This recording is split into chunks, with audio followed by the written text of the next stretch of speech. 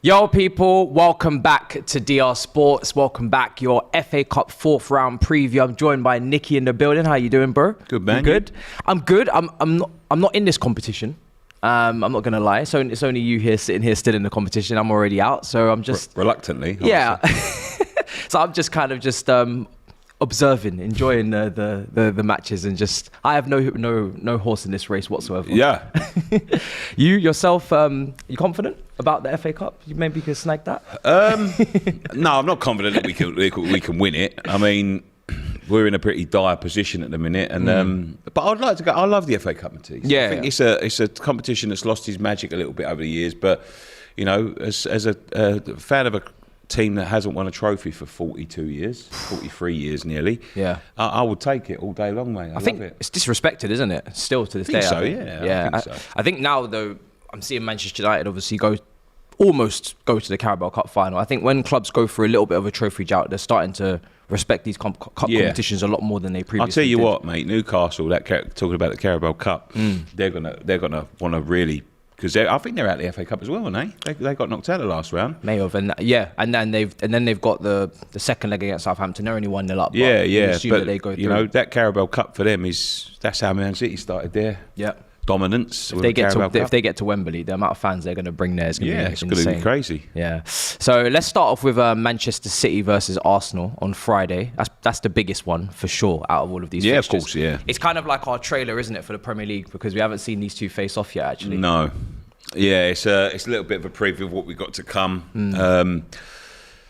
I don't think any team's going to be that bothered about it. They're both chasing the league. Really? Yeah, they're both chasing the league. I think Pep will take it more seriously because I think he's got the squad and the utilities to, I think, win any trophy with any team he picks. But in terms of Arsenal, they've got their eyes firmly fixed on the league. They're in a good position in the league. Yeah. And yeah, I can see this one being a bit drab, to be honest. Do you think so? Yeah. See, I have the opposite view because I'm thinking to myself, this is an opportunity to kind of like lay down a marker against your main competitor for the league. If you can kind of make a statement and beat them the first time, you might set up some sort of confidence, momentum against that team going forward into the Premier League fixtures. I'll be honest with you, Matisse. What I have seen from Arsenal is not a lack of confidence. That's what I would say. You know, they're looking strong this year. Yeah. And do you know what? They could well win this game. You think so? But I don't think they're going to be too bothered if they go out. If it's B team against B team, this is Man City's all day. Yeah, of course. The depth that they've got in their squad is ridiculous. I saw their bench, I think, when we played them in the last couple of fixtures as well. They've obviously had De Bruyne sometimes on the bench. They've had Silva. Phillips has been on the bench as well. Alvarez, it's ridiculous the amount of players that they have. Depth, isn't it? But Arsenal, to be fair, strengthened in the last couple of days in the window, brought in a couple of players. Trossard's coming off the bench there against Man United, showing that he can do one or two things. So there could actually be a little bit of rotation there for Arsenal. Who would you have down as a winner in this match? I'm going to go Arsenal. I'm going to go Arsenal. I don't know. They're brimming with confidence at the minute, and they're one of them teams that don't seem to be able to do nothing wrong. Man City are going to be, as I say, you say strength and all that, but they are going to be firmly fixed on making up them points. They've dropped too many games in the Premier League, and they're going to be firmly fixed on that. And Pep's got this weird habit of under what's the word? Underplaying himself and his team. Yeah, like he's got a lot of mind games in press conferences. Yeah, he likes mind games, and then he sort of like he's got confidence in any team he picks. Obviously, he should. Yeah. But then he's got this weird way of, ballsing it up. Overdoing it, overthinking. Overthinking. Yeah, that's the word. Yeah. I think Arteta and Pep, this is the first time they're actually come up against each other as well. Yeah. So there's so much going into this game. The master versus the apprentice. There's a lot to unpackage there. I'm not gonna lie, and I think I'd go with a City win purely because I don't know what team each manager's going to put out, and then if I'm looking to the depth, I'm looking at Man City and thinking that they're stronger. But I've been watching City recently, and I've not been too impressed. Even the 3-0 win against Wolves, it took them a while to really start. It's become to very one-dimensional. Yeah, which is, I said this at the beginning of the season. It becomes natural when you've got a guy. I mean, 25 goals in 19 Premier League games. That's a phenom. Yeah. But you become very reliant on that, and then we've got a few aging players as well. I was looking through their squad the other day. Gundogan's 32. De Bruyne's nearly 32, or he's past 32. You know, Mahrez is 32. They've got a couple of players there that in the next couple of years, I think Walker's 33, isn't he? And maybe around that age. They've got a couple 32. of players there that are going to need to be moved on soon. Yeah. With Arsenal, I mean, against Man United, great performance, young team, very, very persistent, relentless throughout the whole match. So if it is an age issue for City and Arsenal come with the right intensity, then it could be a difficult day, because I saw Man United's drop off in that second half from a running standpoint. They just couldn't keep up anymore, the likes of Eriksen, etc. So even Luke Shaw at left back, he kind of just was never touched tight to Saka. But let's move on to Accrington Stanley versus Leeds. This is like your typical, you know, FA Cup potentially shock. These are the ones I like. These are the ones you like. Yeah, these are the ones I actually wish there was something in place for teams like Accrington, Stanley, Walsall in this stage to just guarantee home tie. But I don't know logistically what would be wrong with that. I'm sure there is something wrong with having. They want away ties though, don't they? Because that's where the money is for the smaller clubs. You know, although, you know, a lot of these clubs, you know, lower down in the leagues and non-league clubs, they obviously want to go as far as they can in the FA Cup. But when it gets to this stage, you want a Man United or a Leeds at home, because let them be at home, because they're not really interested. They know they're not going to go on and win the competition. Yeah. But that's a big payday for them, which is a sad thing when you think about it. Like that, they have to rely on these ties to sort of survive when you've got people like Chelsea flinging around millions of pounds, like. You know, hey, did you not spend 100 million in the summer? To be fair, all Premier League clubs, when you've got them flinging around millions of pounds like it's water on a summer's day, and it's sad that, you know, clubs like this have to rely on getting an FA Cup draw against a big team, and that's a sort of lottery ticket. But, you know, at home they can be difficult games. They can be difficult. I think they're 20th in League One. Accrington Stanley, who are they exactly? Yeah, but. You know, have they had any famous shocks before? I feel like they have. I think so. I think that they got made. You're probably too young to remember it, but that you know that Accrington Stanley, who are they? That was they got famous by that advert. Oh, okay, right. There was an advert back in the there was an advert back in the day. But yeah, I mean, that's a real banana skin. Let's say that, banana skin. Especially if Leeds rest. Because Leeds this season are a little bit, again, just unpredictable, isn't it? In all facets, whether they're going forward, obviously, Rodrigo's been good for them. Bamford's kind of come back from injury and then, you know, scored a few goals, but he's missed a lot of big chances. And then when you look at their defence as well, it's always potentially there to be leaking goals. Is Accrington Stanley's pitch bobbly? Is there going to be any issues there? I'm not even sure. Yeah. I mean, they spent a long time in non-league, I think, so it's not going to be the best of facilities. Yeah. Walsall League Two versus Leicester City as well. Again, could be another banana skin. It depends on what team Leicester City put out. Another team that have managed to just get themselves into that bottom six kind of conversation, where if you look at the Premier League, I think the point split is something like 3 points or 4 points between like the bottom 7 teams. They're within that, and it's another team that, again, if they were to rest players, bring in your Samaris and your Iheanachos and you know, Perez potentially start or not start. If they were to rotate enough, you could see a shock here as well potentially. I'm not sure. I haven't been watching Walsall. You know where Walsall are in the league at the moment? Ninth, I think. Ninth in the league. Yeah, too. I think so. Yeah, ninth in the league. I think ninth. I'll have a check in a minute. But interesting. It's one of them ones where, you know, we went to, who did we go to last year? We nearly got beat. We've had a few shocks ourselves. Barnsley away 1-0 in the FA Cup. I think it was the third round. Stands out massively. Yeah, we went to Kidderminster, non-league team. Last year we were doing really well at the time. Did you lose that game? No, we scored an equaliser in the 94th minute or something, and then went on to win the game. But you know, Walsall, I drive past Walsall every time I go up north. You always drive past Walsall. It's on the right as you go up sort of the M1 or M6, one or two, and you always see it on the right. It's a nice tight little ground. You know, it's a decent size. They'll have a good crowd in there. Leicester not doing so well in the league. I think Walsall fancy this one. Yeah, they're 11th in League Two. 11th, yeah. 11th in League Two. 3 wins out of the last 5. A draw and a defeat. It's hard to gauge what kind of game this will be, depending on Leicester. How serious Leicester take the competition, and I'm not sure obviously having already won it as well, it may not actually be one of their main targets considering where they are in the league as well. They've been struggling. So, yeah, a difficult situation for Leicester approaching this one because their Premier League safety is not actually secure. Fulham versus Sunderland as well.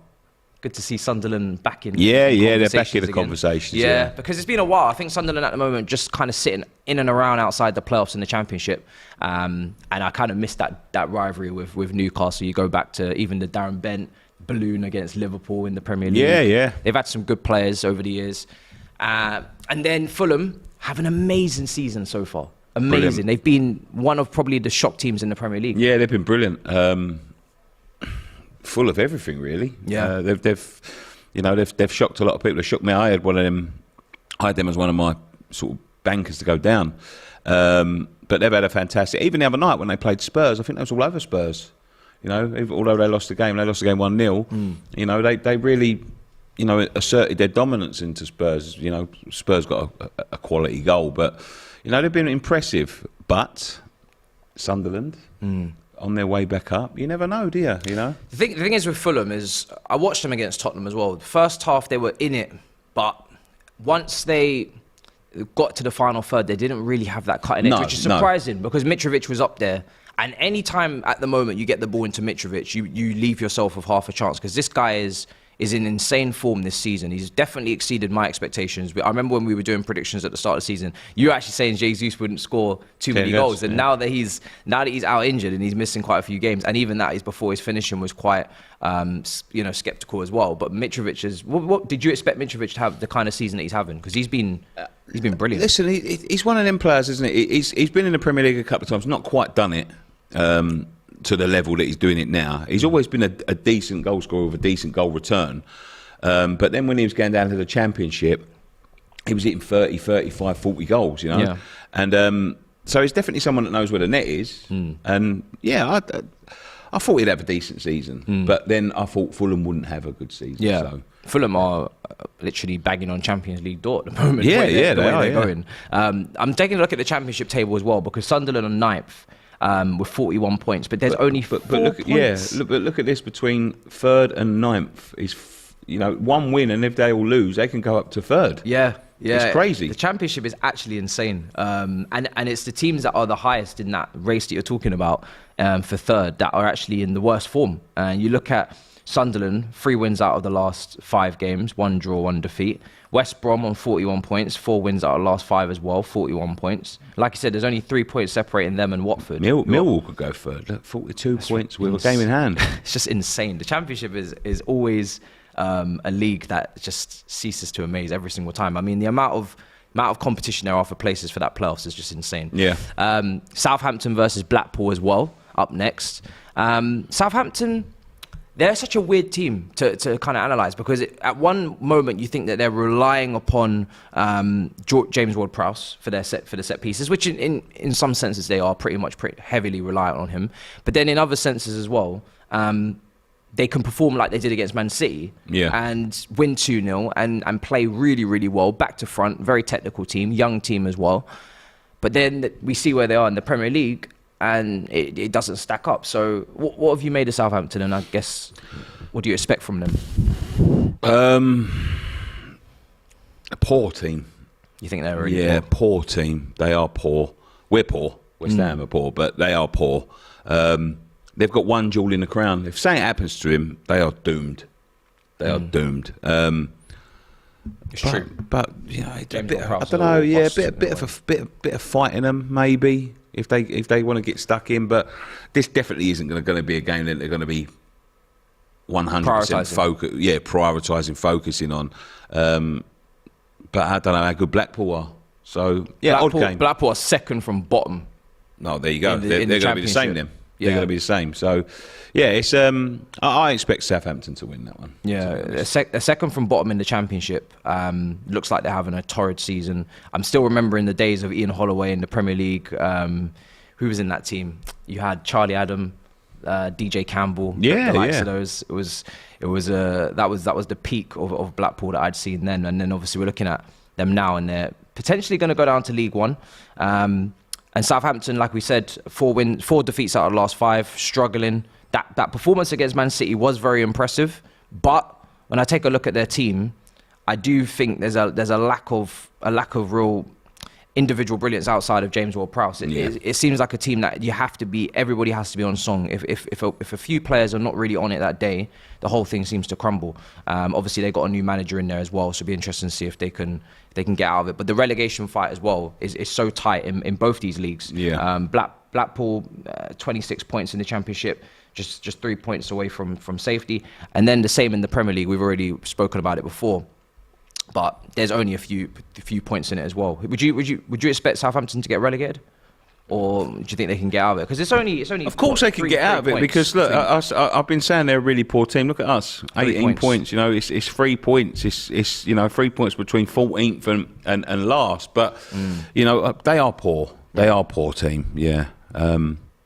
One of these is going to start pulling out soon. I think it's going to be Leicester. You think Leicester will pull away? I think Leicester will pick up 4 defeats out of the last 5, yeah. Struggling. But, you know, I think it'll be Leicester that'll start pulling out and it'll jerk everyone back in. But let's see, man. Let's see. But that's got all the markings of the worst game of the weekend, to be honest. I expect Southampton to win that, to be honest, considering where Blackpool are in the league. 2 defeats out of the last 5, but no wins in the last 5 for them. Like I said, second from bottom. Let's take a look at Preston versus Tottenham. Mid-table Preston, 11 points, 40 points, but again, not far away from promotion as well, because like I said, the points gap is so small. You take a look at Preston, I think they're 4 points off of second or third place. And Tottenham, let's talk about them, because Antonio Conte, Harry Kane, there's a lot going on there, isn't it? New contracts, not new contracts. Still in 5th in the table in the Premier League, but not playing particularly well. Kind of lots of second half comebacks. What have you made of Tottenham? Do you think they're kind of lucky to be where they are, or they're not lucky? Is there some sort of mentality? They're not lucky. You know, it seems to be one of them. I watched them against Manchester City, and they were poor. They were a poor side, and they're not playing good football. But it is the mark of a good team and a good coach that even when you're in your darkest days, that they can pick up points and they're still within that running of Champions League. But in terms of the FA Cup, look, I don't think Tottenham should ever dismiss a trophy. No. But you know, Conte wants that 4th place, and I think it all depends on his job, whether he's, I think of his own choice, whether he stays or he goes. Is whether they get into that Champions League spot. It's going to be tough. Newcastle are at the moment faltering a little bit. They're lacking goals, coming up with a lot of draws. So, you know, there's obviously a little gap to sort of slip into there for Tottenham. If they keep on picking up these sort of 1-0 results away to Fulham, you know, that's a good result. Whatever way you want to look at that, that's a good result. You know, after being absolutely battered by Manchester City. Yeah. He's not going to be. I don't think he's going to have his eye on that, because that 4th place, I think, is still up for grabs. And that's a tricky place to go, Preston. I've been Preston, and it's tricky. It's a tricky place. Their fans are going to be well up for it. You know, when the big clubs go down there, they are loud. They're passionate. And that's a banana skin. That's the banana skin of the weekend. Do you think so? Yeah, I think so. Yeah. Can you sense like some sort of shock coming in that match? Yes, I can. Yeah. And again, when I look at Tottenham's depth, if they were to rotate, I've seen some of the players they've got coming off the bench. I mean, Richarlison's not been starting recently, so maybe he could start. And I think he's still got no Premier League goals, even though he hasn't played many minutes, and he's been kind of a utility player up until this point. And, you know, Conte definitely favours playing the likes of Son and the likes of, obviously, Kulusevski, who I think has been really good. Son, not so much. I think he should have been dropped a while ago. Yeah. Richarlison's still 0 Premier League goals. Does that shock you? Because No, that is a horrendous stat for 60 million. I don't care what way you want to look at it in terms of context of minutes played. 0 goals is nuts. When they signed him, his goal scoring record is awful. You know, and he does average usually around 10, 12 something. You know, 10, 12 goals. Yeah, but he's one of them players that is. I don't know. It's just for 60 million pounds, I'd want 15 goals at least. You know, but I know he hasn't. I know that there's been other players in front of him. Just not been playing consistently. 0 goals. Yeah, but is quite 0 incredible. goals. I think he's 0 assists as well, isn't it? Or... I'm not sure, actually. I'll take a look. But I know 0 goals, 0 assists. Jesus, that would be insane. This super chat says, love from New Delhi. He says, I'm a Gooner, and Xhaka, for me, would be a legend if he was to win the leagues. Specifically, the redemption. What do you think, as non-Arsenal fans? The redemption for Xhaka. It's probably one of the craziest stories of all time, isn't it? To be honest. I mean, this guy was having a massive kind of issue with the fans back and forth, leaving pitches, obviously throwing armbands down and whatnot. For him to, I mean, he's not captain, but for him as maybe, I think he might be vice captain to, well, actually no, was he not stripped of his captaincy? So maybe he was, not, yeah. So maybe he's not even vice, but he still feels like the captain in some ways. For him to win a Premier League title would be a redemption in his biggest form, to be honest. What would you say for I guess Xhaka, and is it a lesson for all players that don't write anybody off, or is there still players that you look at, even in your team, and think, nah, there's no Xhaka in him? There's love-hate relationships in football. We had the same sort of thing with Thomas Repka. Do you remember Thomas Repka? No. No, he was a centre back from us. Come for quite a bit of money back in 21 years ago, 22 years ago, something like that. He was awful, and we hated him. And he got, I think he got 3 red cards in 4 games or something like that. And he was rash. He was a nutcase. But we ended up sort of turning and loving him, and he loved us. It was a relationship that started sour. So there is obviously redemption arcs in football. Listen, everyone has their bad days, man. Their bad moments in bad days. It's not. I don't think it's something that you should be sort of adamant that you hate him and this. I don't think he did do. If someone disrespected my club, I would go mad as well. But at the end of the day, it's going well at the moment. So yeah, it's going well at Arsenal. I'm pleased for Arsenal, actually. It's, Lewis Brown says he is actually vice captain. So there you go. That is a redemption arc. Yeah, that is a redemption arc. When Odegaard comes off, he gets the armband. Big Steve sends in as well. He says, I'm sending a supply of Terrace Colt underpants to Robbie and the lads for the title run-in. They're going to need new ones. Listen, you better handle your business, Big Steve. Can I have some? Because we're in a relegation battle. Listen, Man City better handle their business. On Richarlison as well, he has actually got 2 assists. Oh, yes. Thank God for him. Because 13 matches, no goals still in the Premier League. I think he did get a couple in the Champions League. He got 2, didn't he? He got 2 Monaco and 4 games, there, and nothing in the EFL Cup as well. But Preston last match played a 3-5-2. It's 2-1 win against Birmingham. Like I said, mid-table at the moment in the Championship, so hard to call in terms of what to expect from them. But I think if Tottenham rest, they could definitely find themselves. Even if Tottenham don't rest, to be honest, because I'm still not been mightily impressed with Tottenham. I know they beat Fulham with Harry Kane, but it wasn't some sort of dominant, incredible display. It was kind of just get out type situation. Preston 2 wins out of the last 5, 11th in the Championship, like we said. Manchester United versus Reading up next as well. Reading in 14th in the Championship. Two defeats in the last 5 and find themselves on 37 points. Wouldn't say that they're in a playoff race, but if they were to string some wins together, like I said, you would never know. They're only 5 points off of 5th. But Manchester United in this match, at home, expected to win. What have you made of Ten Hag and, I guess, Man United at the moment this season? I mean, they kind of were in a title race for a few days, some of their fans may have thought or said. Then kind of humbled and brought back down to earth with draws against Palace and a defeat against Arsenal. Tough week, Man City, Palace away, and then Arsenal away as well. It's not easy. But what have you made of them? Did you expect that type of week for them to kind of bring them back down to earth? Did you think they could have got through that a bit better? Do you know what? I still think they can. I still think they can. I think that loss to Arsenal was good for Arsenal, but they Arsenal have been the best team in the league. They've been the only team to beat them this year. Yeah. They beat them the first time. The second time, they was very close, to grabbing a point. I think that would have been good for them. I've been really impressed under Ten Hag. He's really turned I think the culture of the club around. There was big problems there,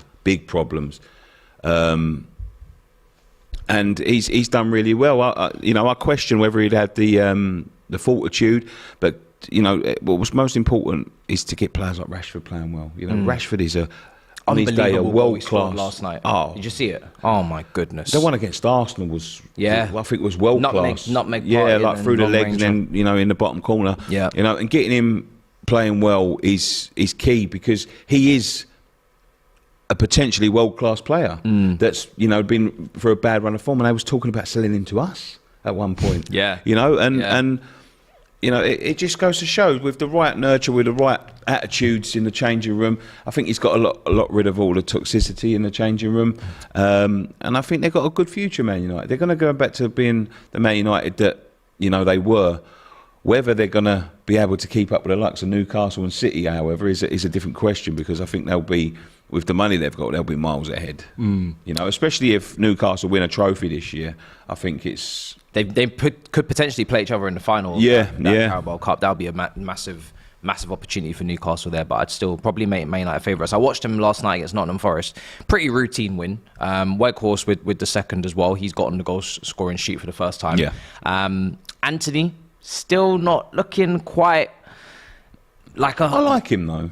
You like him? I do like him, Do you think he's getting too much stick at the moment? I don't think he's getting too much stick. I think his performances definitely merit... He was better last night. Yeah, he was definitely better, but his performances definitely merit criticism. But that's not to say that he can't... he can't turn it around. I mean, this is his first season, isn't it? Yeah, first season in the Premier League and everything else. So, yeah, I think I like him. I do like him. I like the look of him. Yeah. I think he'll come good. I'm taking a look at Reading, and I'm seeing some familiar faces potentially. Hendrick definitely stands out to me. Bubba Rahman is on loan from Chelsea, I believe, somehow, some way. They got Andy Carroll back, I think. Andy Carroll? Yeah, I think they have, yeah. At Reading? Really? At Reading, yeah. He didn't start their last game, but they lost 4-0 against Stoke. I think, is that Tom Ince as well? Tom Ince, yeah. Oh my goodness. I'm pretty sure they've got Andy Carroll. Shane Long on the bench. Scott Dan was on the bench as well. So some familiar faces. Maybe Andy Carroll's injured. Yeah, more than likely. Potentially, unfortunately, he might be injured. But yeah, they're dwindling in kind of like mid-table Reading. Again, former Premier League team as well. Stephen Hunt, Shane Long. Players like that, so I remember them well, but they're 14th in the league. So Manchester United, you would expect to win that game and be pretty much favourites. This is also a great game, Brighton versus Liverpool. I mean, we just saw this actually at the Amex. Yeah. And they ripped them apart on Sunday. This is a Sunday game. They ripped them apart. What was it, 3-0? 3-0, yeah. 3-0. Comfortable, comprehensive. Liverpool didn't have a single wave of no, they didn't create any sort of pressure on them. There was no part of the game where I thought, oh, Liverpool are getting themselves back into this. There was just complete, utter dominance. Would you see it going similarly actually this time? Because we just played Liverpool on last weekend in the Premier League. They weren't great. I think Brighton will win it. I think Brighton will win this game. Brighton are a tidy team. They're a real tidy team. And Liverpool going through some troubles at the minute. I think it's a bit of a transition for them, losing Mane. I think it's a bit like Man City, really. But to a more extreme extent.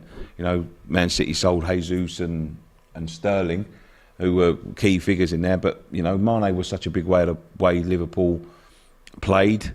They've brought in Nunez, who hasn't quite done it yet. I think he's still got loads of potential. Goals, but yeah. I think he's still missed a lot of chances. He misses a lot of chances. A bit like really Werner.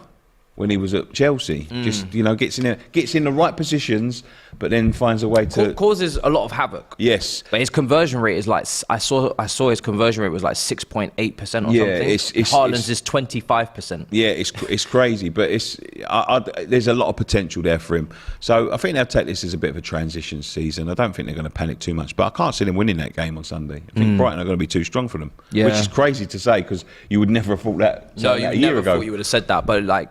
Even though they drew 2-2 against Leicester, there's just so much more to take from Brighton's team and 3 wins out of last 5, whereas Liverpool, no win in the last 3. I saw them against Chelsea. They just looked devoid of any real plan going forward. Yeah. Gakpo playing up front didn't look right again for, 2, 3, 4 games running now. Elliott off the left didn't really make any sense. He was kind of locked up as well by Trevor Chalobah. It just again, at Anfield as well, against a really poor Chelsea team in this year in terms of them being literally 10th. And Chelsea were slightly, for me, the better team. Should have probably beaten them if they could have taken some chances. Or Mudryk maybe could have gone up against James Milner for a bit longer. So, yeah, Salah was kind of null and void again. Whereas Brighton, you look through that team, Matoma, Ferguson has come up as well, 18 years old, scored some goals. Yeah. McAllister, obviously Caicedo, Solly March. You go through that team, it's just so much quality and so many good performances. So, You're going with a Brighton, Brighton win. Yeah, I'll probably go with a Brighton Well, win as it's well. big tight though, 1-0. 1-0. 1-0. I might even go for another battering, you know. It depends. If Liverpool, again, Klopp, what does he do? Does he rest players? Does he play his strongest team? Oh, they're out of anything. They're going to want to make the Champions League if anything. Do you think they still can? No. I've said this so many times as well. I said it to AGT when we was on the Premier League review show. I don't feel like Liverpool can make the Champions League. I don't Too feel inconsistent. Too inconsistent. I don't think they're going to go on a stretch of games, a run of games. But a lot of Liverpool fans still have that hope. It depends, I guess, what they do in the rest of the transfer market. I do think they need a midfielder. But if they don't get that in and they just stick with Gakpo and that's it, then I can't see Liverpool going on a run. Who do you think will get top 4 actually? While we're on it. Man United, Man City, Arsenal. I feel like Newcastle might fall out. Yeah, I do as well. Just because they haven't added anything to that team substantially in January as of yet. They've been struggling to score recently as well. I'm going to stick with Newcastle. You're going to stick with them? Yeah, I'm going to stick with them. If they get a big signing in on transfer deadline day, which they well could, let's be fair, they well could get anyone.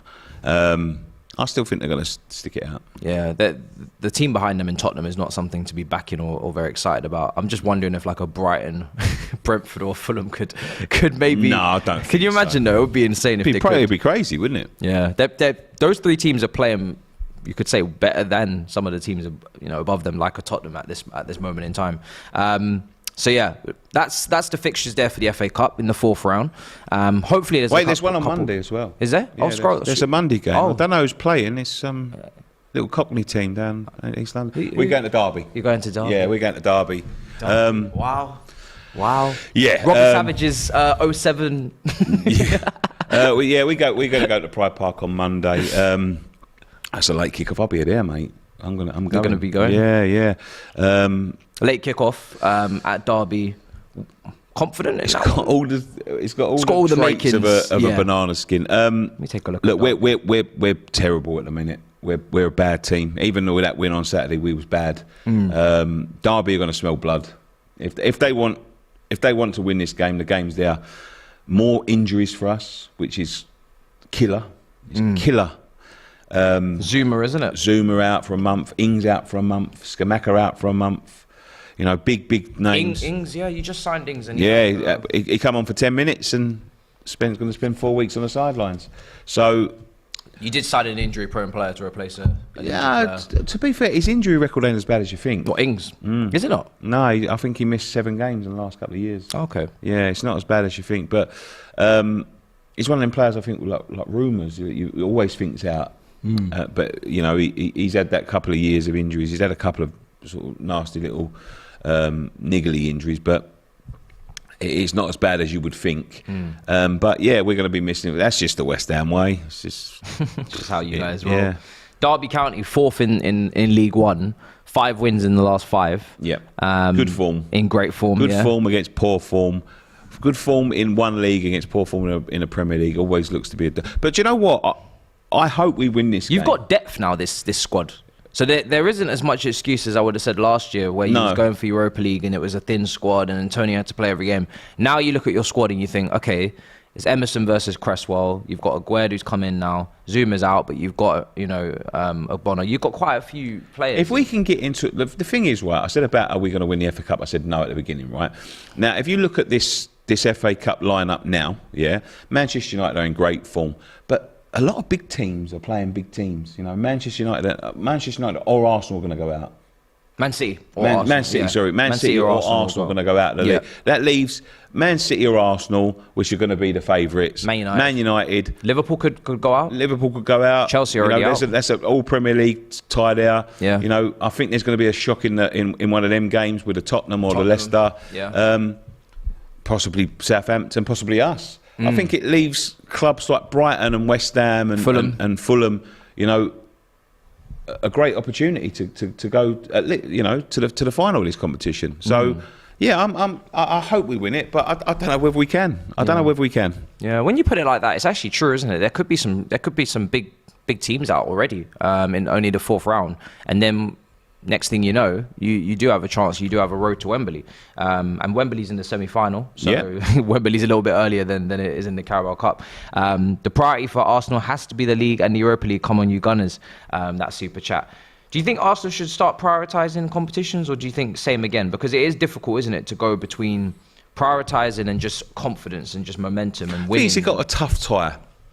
They've got a tough tie. So if they go out, it's not going to be like if they went out against, say, a Preston North End or you know, an Accrington Stanley, where all of a sudden they lose the league. Yeah. And they think, oh, that was a great opportunity to win the trophy. So I don't think they're going to be. If they go out, they're going to think, well, we went out to a really good team. I don't think. Look, they're gonna, but I don't think anyone should privatise the competition. A cup's a cup. You know, it's all. You know, that's what the game's all about, isn't it? Trying to win a cup. Yeah, trying to win a trophy, and obviously they have won the most FA Cups. I was just looking at Derby's team for this final game to see if there's anyone that we recognise. I think McGoldrick would definitely be one. But yeah, I mean, I don't recognise too many players, to be honest, from that Derby team. Be interesting to see Bird maybe as well. Might have played Premier League football before. Be interesting to see if you do get that win. Davis, I think, actually was a former Birmingham and Aston Villa centre back. Wasn't he? Is that Curtis Davis? Curtis Davis, yeah, Curtis Davis. So I'm guessing he might even be the captain of that team. He wore the armband quite a few times. So be interesting to see. So you're not sure? You could go out. Could go out. Go out. Oh, God, it'd be a long trip home for you if that was the case. I've had many a long trip. Well, guys, listen, we've done our FA Cup preview for the fourth round. Lots of interesting ties in there. Probably minimum two shocks, I'd say, in there as well, judging by some of the fixtures when you got Brighton, Liverpool, etc. We've got big games in there as well of Arsenal, Manchester City. Nicky, it's been a pleasure. Thank you very much. And if you are joining me to be out of the competition, then and maybe AGT as well. I'm not even sure what hosts are going to be left after. No, Arsenal could go out. Yeah, we could all be out by the next round. So yeah, it's insane. Make sure you smash up the like button, guys. Make sure you subscribe to DR Sports, and we'll see you guys next time. In a bit, people. Peace.